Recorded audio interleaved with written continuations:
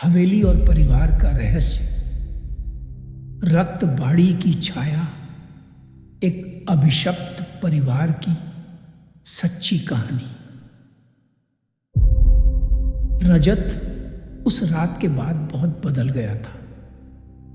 सुबह जब गांव वालों ने उसे देखा, वह स्कूल के कमरे के बाहर बैठा था, पूरी तरह गीला, हाथ कांप रहे थे, चेहरा पीला पड़ गया था। किसी ने पूछा, मास्टर बाबू क्या हुआ? वह बस इतना बोला, वहां कोई था। फिर चुप हो गया। गांव के बुजुर्ग हरण बाबू उसे अपने घर ले गए। जब थोड़ी देर बाद रजत को होश आया, उसने धीमी आवाज में पूछा, हरण काका, ये रक्तबाड़ी का इतिहास क्या है? हरण बाबू ने लंबी सांस ली और बोले, बाबा, तूने जो रात में देखा वो आज की बात नहीं है। ये कहानी 100 साल पुरानी है। देवेंद्र राय चौधरी का आतंक।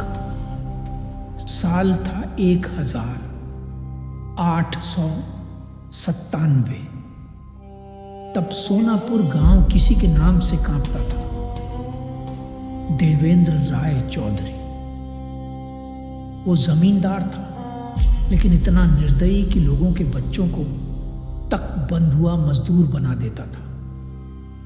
लोगों की जमीनें छीनकर हवेली बढ़ाता गया और उसी लाल ईंटों से बनी उसकी हवेली को लोग कहते थे रक्तबाड़ी, क्योंकि उसकी हर ईंट में किसी न किसी की पीड़ा बसी थी।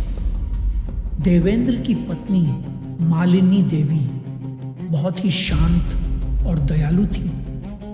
वो अक्सर गरीबों की मदद करती, लेकिन देवेंद्र को यह सब पसंद नहीं था।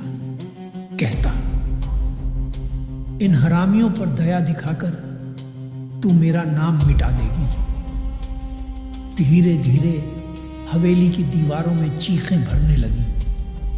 रात में नौकर चाकर गायब हो जाते। कहते थे जमींदार ने कुछ काला काम शुरू कर दिया था, तांत्रिक विद्या। देवेंद्र को अपनी जवानी और ताकत हमेशा के लिए बनाए रखनी थी और उसके लिए बलि चढ़ती थी मनुष्यों की। वो अमावस की रात, एक बार अमावस की रात हवेली के पिछवाड़े लाल झंडे लगे हुए थे। तांत्रिक मंत्रों की गूंज थी, ढोल बज रहे थे और बीच में एक छोटी लड़की को बांधा गया था। मालिनी देवी ने यह सब देख लिया। वो देवेंद्र के सामने आ गई और चिल्लाई, तुम पागल हो गए हो। इंसान की बलि से अमृता नहीं मिलती। देवेंद्र ने उसकी ओर देखा और ठंडी आवाज में कहा, तू भी बाज में आएगी तो सबसे पहले तुझे ही चढ़ा दूंगा। और उसी रात हवेली के अंदर से एक भयानक चीख आई। लोग कहते हैं वो मालिनी देवी की आखिरी चीख थी। हवेली का अंत और शुरुआत।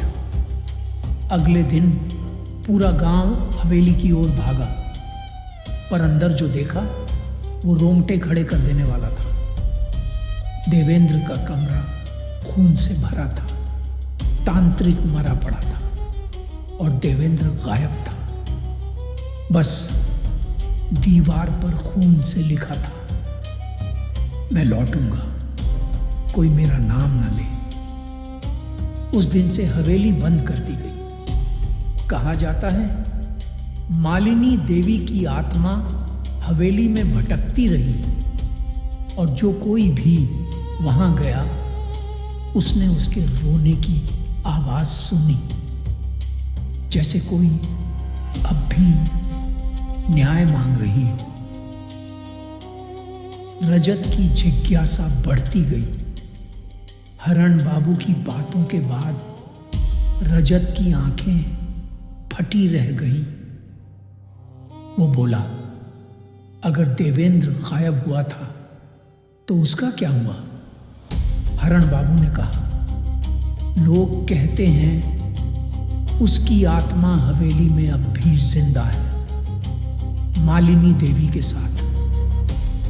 मां और पति दोनों की आत्माएं एक दूसरे को ढूंढती हैं, लेकिन शांति नहीं मिलती। रजत ने तय किया, वो सच्चाई जाने बिना चैन से नहीं बैठेगा। एक पुरानी डायरी। कुछ दिनों बाद रजत ने स्कूल के पास के पुराने पुस्तकालय में एक धूल भरी किताब देखी। वो किताब किसी देवेंद्र राय चौधरी के नाम से लिखी हुई डायरी थी। पन्ने पीले पड़ चुके थे, लेकिन उस पर खून जैसे लाल निशान अब भी थे। पहले पन्ने पर लिखा था, अगर कोई ये पढ़े तो जान ले, मैं मरा नहीं हूं, मेरा कर्म मुझे बांध चुका है। जब तक कोई मेरे नाम का उच्चारण करेगा, मैं लौटता रहूंगा। रजत की सांसें रुक गईं। किताब की आखिरी लाइन पढ़कर उसका हाथ कांप गया। मैंने अपनी पत्नी को नहीं मारा, मैंने जिसे मारा वो कोई और था। अब रजत के सामने एक नया सवाल था। अगर देवेंद्र ने अपनी पत्नी को नहीं मारा, तो फिर मालिनी देवी की मौत किसने की? और हवेली में जो औरत उसे बुला रही थी, वो कौन थी?